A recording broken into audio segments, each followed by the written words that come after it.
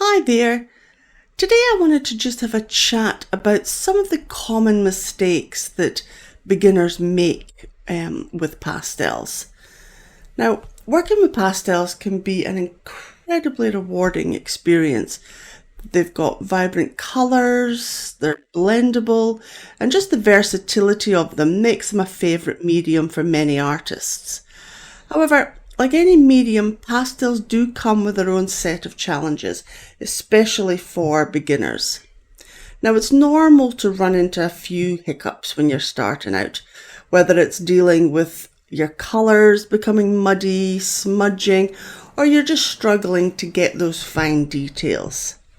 But the good news is that these common mistakes can be fixed with just a few simple adjustments. So today I just wanted to look at some of those frequent mistakes that beginners do make with their pastels and how we can troubleshoot them, which will help you become a more confident artist. Now the first one, muddy colours. Now one of the most common issues beginners face with pastels is just ending up with all of their colours just muddying together. And this happens when too many colours are blended together, which just results in that dull greyish sort of tone, rather than the vibrant colours that you were actually looking for. Now, the solution to this is try and work with a limited palette. Start by maybe selecting just a few harmonious colours that work together. Such as the colours that are next to each other on the colour wheel, or complementary colours, the ones that are opposite each other on the colour wheel. Now, layering colours gradually and always making sure that you're cleaning your blending tools, so like your paper stump or your fingers, will also help avoid mixing those unwanted colours together. Remember that less is often more when it comes to layering with pastels. Use light, soft layers and blend them carefully to maintain that vibrancy of the colours. You don't want to be over blending. Now, on over blending, that can be another trap. While blending is one of the joys of working with pastels, too much blending can result in a loss of texture, and it can make your artwork look really flat and lifeless. Now, so instead of blending every area into a smooth finish, try and be selective about where you blend. For instance, blend only the areas that you want to have that soft, smooth transition. I often just press my pigment down into the paper and focus in on certain strokes for blending rather than blending the whole lot together. So use directional strokes that mimic the texture of the subject with your blender, and this can add to the realism. Also, try using different tools to blend. You can use a paper stump, a cotton bud, little soft brushes, even tissue paper, and just observe how these different tools affect the texture in your artwork. Remember that not everything needs to be perfectly smooth.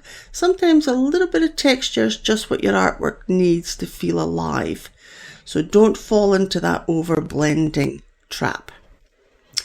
Now, a lack of contrast is something that a lot of beginners struggle with. And it results in your artwork it looks flat and a bit washed out. Without sufficient contrast between your lights and your darks, your artwork can just lack that depth and interest. So the solution there is really simple. Don't be afraid of your darks.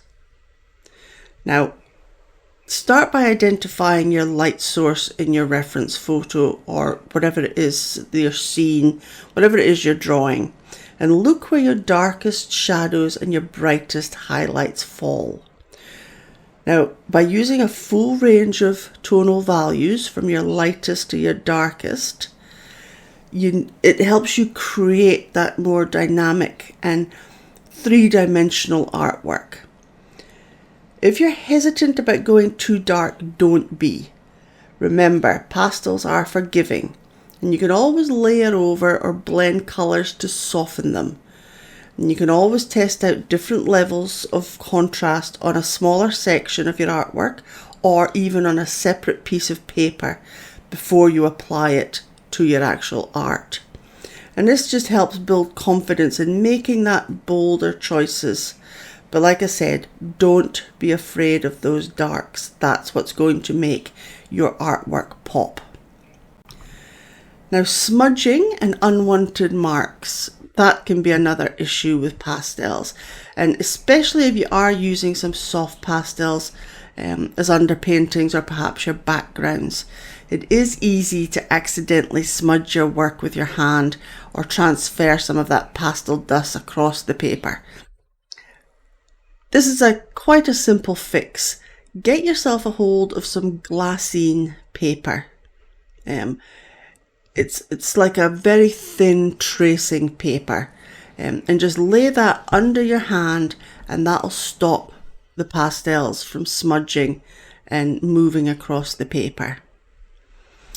It's also wise, if you're right-handed, to work from top to bottom, from the left, and vice versa. If you're left-handed, work from right top down. And this minimizes any chance of you actually resting your hand on areas of your artwork that you've already completed. Now, if you do end up with unwanted marks over your paper, just a kneadable eraser is a fantastic tool. Just gently dab that eraser on the affected area and it'll lift that pastel off without smearing it any further.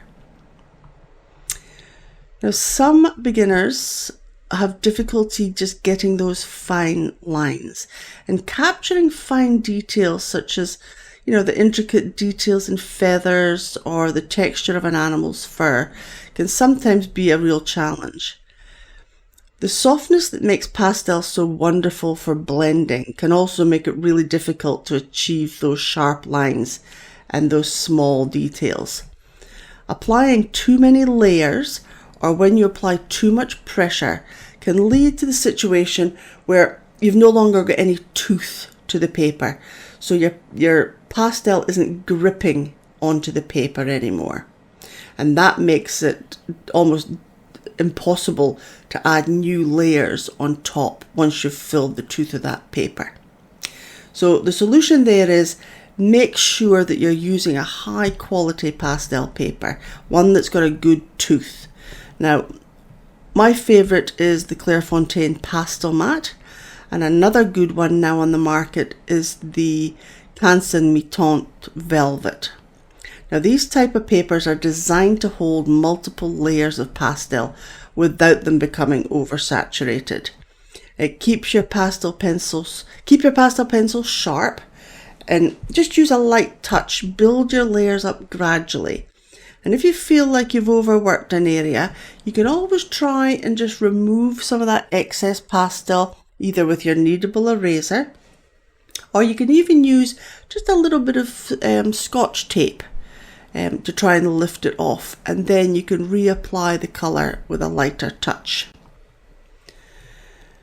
Now, if you're not using the right paper, for example, if you tried to use printer paper, it's just not going to work. Your pastel is just going to slide off the paper, and you'll be frustrated because you're just not going to get the results that you would if you used the specific pastel paper.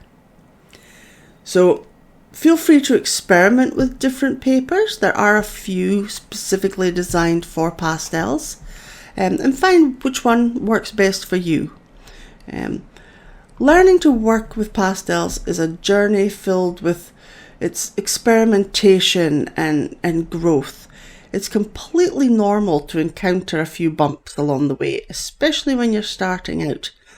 But the key is to approach those challenges as opportunities to learn and refine your skills. Remember that each mistake or unexpected outcome can teach you something really valuable about your technique, your materials, or even your own creative style. And remember that every one of us even the most experienced, faces challenges and makes mistakes. What matters is how you handle them and what you learn from the process. So keep experimenting, be kind to yourself, and most importantly, just enjoy the wonderful world of pastels. So until next time, happy pasteling.